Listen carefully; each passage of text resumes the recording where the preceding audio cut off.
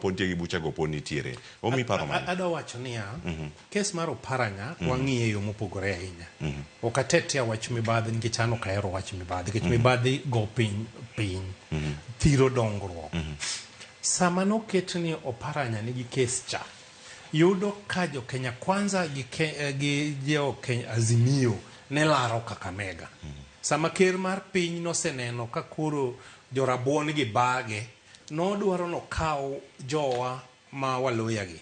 mondo orwake sirikande ng'ata achiel manochung Azimio motegno ne en Oparanya so ni manyo yo ing'e kaka sirikal tiyo ni di mondo yie timo gik moko kora an adwa wacho niya wadhi vet Oparanya wadhi neno accusation mobedo labeled kuome mago ntiere makata mago ko chuno nyaka chopi od bura mondo mi chopi wadwa ng'iyo ginia were they politically instigated koso gin gik mariel mashiba nyabedo ni EACC ni nigi siasa manie ka yes ACC for sometimes adwa wacho ni kech king'iyo gome wacho ni en gi siasa ka Ruto donje telo joma ne nigi corruption cases madongo dongo nogol negi kendo igolo ndalo 2 adek osegolo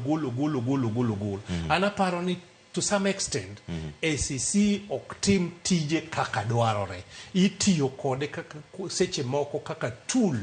mar nyanyasa jomoko mano gima anyalo wacho kendane TV pani jiwinjo ng'iyane cases madongo mane nitiere case mar Aisha Juma nikech idwa kete cabinet nogo piny ng'ama noneko mane nigi cases ma ung'ia inyalo paro mano cases mag kata mar electrical inturini case mano make kapok obedi cabinet nogo piny mondo donje cabinet mar ng'anene this guy ma pata gidwoko energy ni Chirchir ne nigi cases mag corruption to kech no bedo appointed mago notimrok nade noluoki ma okaw kidwa ng'eyo ni gini ne gima ne iloso nokaw ng'ama nochung' ne department machajo ji ODPP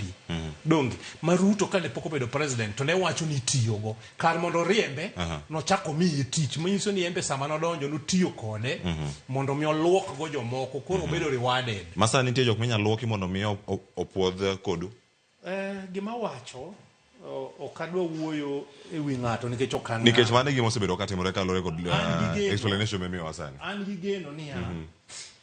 kalure gi gik ma kijende gi osetimo sani ma ok en Kenya manyoro ma ji biro timo gima rach to kijende oling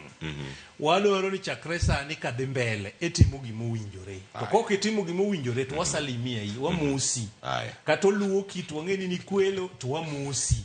koro mian gadira ni ng'ata madwa luoko ng'ato sani to ng'eni en gi corruption cases kata gik ma mibadhi to ng'eni kijende biro dhi timore nade biro dhi mosi erokamano ana mag paro ne kanyo